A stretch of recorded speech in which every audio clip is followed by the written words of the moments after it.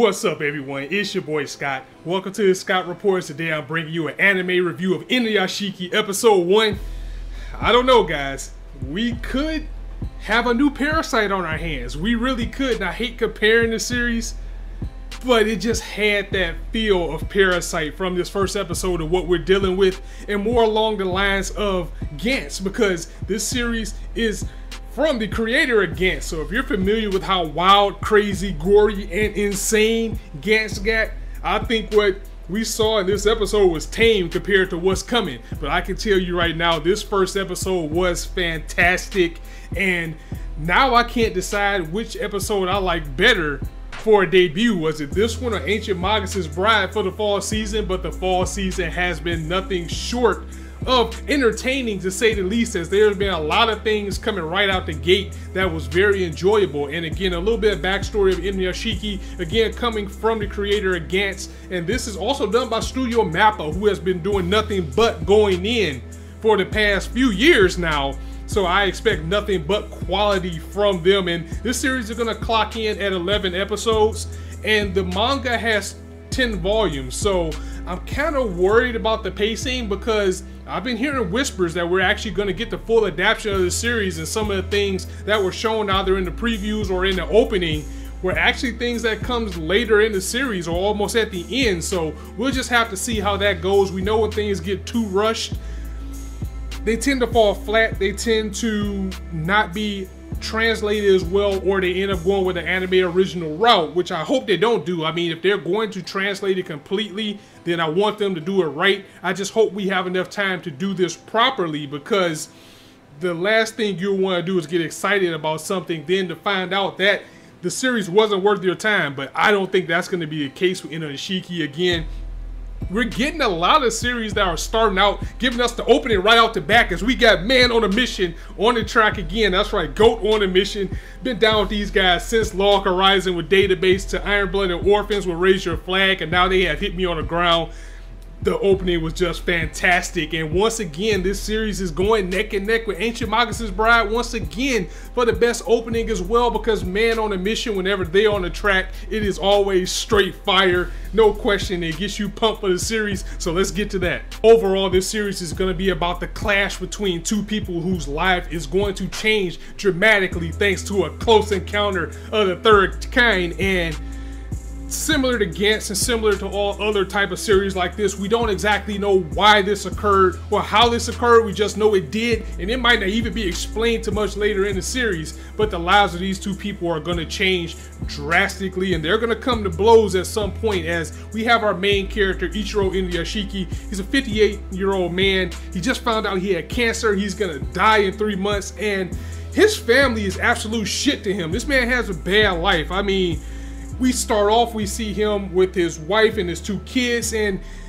they are just so ungrateful. It really did make me upset, as this man built a house for them, and then it was like, oh yay, we're gonna get another house, at least I'll get my own room. And then they get there and they see this big house, they think it is it, only to find that it's this little shack. And then there's like, this is it? How come we couldn't live in this house? This sucks. And it's like, this man just did what he could. He's doing everything he can for this family. He's just straight up unappreciated by them. As a matter of fact, he was in there like, okay, so let's start unpacking and get the house together. And then they're like, no, we're gonna go eat. And they just straight up left. They went to go eat without him. Didn't even take him with them. And he had to order his own food. He's sitting there on the phone ordering carry out, unpacking the house, while his ungrateful ass family is out enjoying the spoils of life. He's trying to call them after he finds out the news that he's gonna die in 3 months of cancer, and they don't care. They see him calling like, oh, it's just my dad. They hang up the phone. The daughter doesn't even acknowledge him as her father. You know, people see him around like, oh, that's my grandfather, don't worry about him. Nobody cares about what he's going through. Nobody wants to hear it. He's trying to tell them and they don't want to hear it. The only good thing he has in his life is a stray dog that he finds by the name of Hanako. And he finds his dog, and just immediately his dog gives him so much love and care than what he's getting from his whole family. I didn't expect to get the feels from this series, but when he was talking to his dog and he was saying, would they even care if I died? And he broke down and he started crying, or when he was crying when he found out he was gonna die, that really did hit me pretty hard, because It seems like this man didn't deserve this, and he's an older gentleman and he's living in this world of people just with no respect. Like, he still has a flip phone, you know, he's working in an office with all these younger kids with their smartphones. You know, it's the YouTube generation, it's the Twitter generation. People just bashing old people, talking about what they're gonna do. It's an encounter that he has on a train where somebody bumps into him, and he's thinking in his mind what he wants to do. He wants to stand up to this guy, but reality kicks in. He's like, come on, this kid would probably kick my ass. So, you know, he just grins and bears, and we all had that type of situation in life. So it really did hit home to see that he wanted to do something, but he knows the outcome wouldn't be good, and he can't. And his family is just scum. I have to say that again. They probably don't care if he dies because he probably has insurance or something. So they're probably waiting on him to die so they can cash in on our money. But that was very, very sad. And I'm glad he found a dog at least, so he has someone to love him and care about him in his 3 months to live. But that's when everything changes in this series, as one night he was contemplating his life and he was like, do they even care if I die at all? He sees something bright in the sky, and all of a sudden the kid comes up next to him too, and a flash happens. He wakes up and his body is drastically changed. I mean, he has super hearing now. All of his ailments are gone. He doesn't have any pain. He can see without his glasses.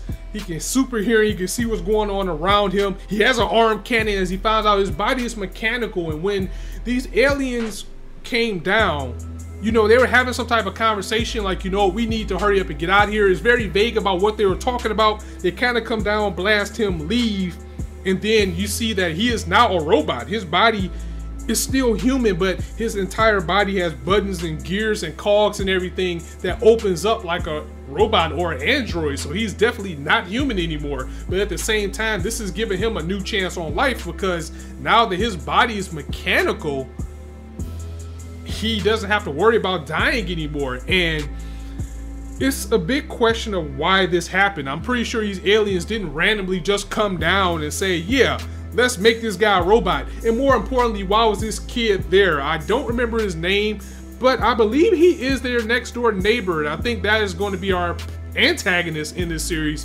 because you're going to have Inuyashiki on one side, who now that he has his new leash on life, he wants to do better. I mean, he's out in a park and he sees some kids who are about to savagely beat and just maim this homeless man for no reason. They're shooting firecrackers at him and he's on fire. They're laughing. They're filming it on YouTube.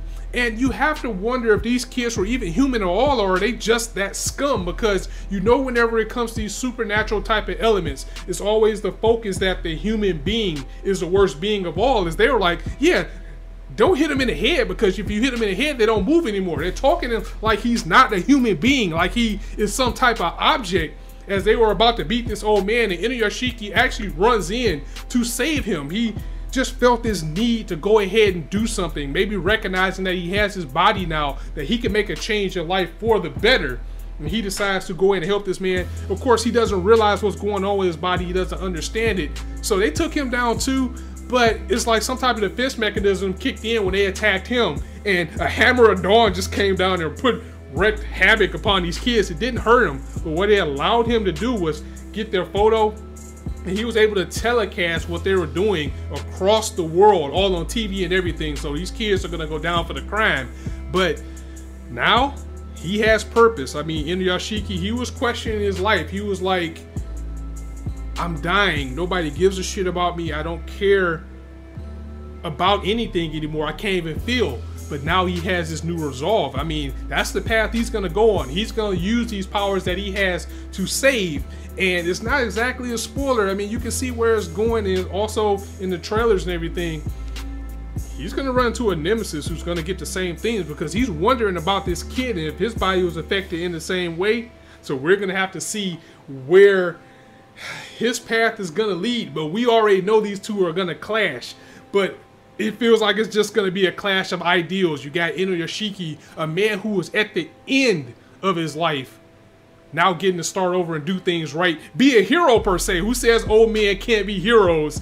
And then you're gonna have this young kid who is gonna be given all this power, and you have to wonder what type of person he is and what his intentions are gonna be and how is that gonna affect Inuyashiki. I cannot wait to dive into this series to find out what's going on. It's gonna be very interesting to see the contrast between these two, because it's like it's gonna be a battle of youths or ideals, and I cannot wait to dive into that. As you have this older man who is looking at these kids who have no respect out here, and he's ready to put them in their place, and then you're gonna have this young buck with these powers who's gonna go crazy. I know that's what's gonna happen. He's gonna go crazy, and you're just gonna have the battle of youth against a man who is in way past his twilight years, but he has a second chance in life to clean things up. I'm just very excited about this, because not only is it gonna be a good superhero story, but it looks like we're gonna have some ideals as well. I mean, it might not be on like no Death Note level or anything, but I'm pretty sure once these two people get together and see the extremes that they're gonna have as far as what they're trying to do with these gifts that they're given, that's where the fun's gonna come in. And I know I cannot wait to see how crazy this is gonna get, because I would say it once again, this came from the mind of the man who did Gantz. And if you haven't checked out Gantz, oh man, we are in for one hell of a ride if it is anything like Gantz. So I cannot wait to get into it. Let me know your thoughts once again in the comments below. If you liked the video, go ahead and drop it a like. And if you want to hear more, go ahead and hit that subscribe button, as there's not a shortage of content you indulge on this channel. As I always say, you guys can be anywhere on YouTube right now, but you chose to listen to me. I really appreciate that, so thanks for stopping by. I will also have a review at some point for Osama Game or King's Game episode 2 Friday with Vanishing Line and the way it is. Who knows if it'll come out or if I'll pick it up, but be back Saturday, as we're gonna have that live reaction for that Ruby Greatness and Ancient Magus' Bride as well. So on that note, it's your boy Scott signing out. See you soon.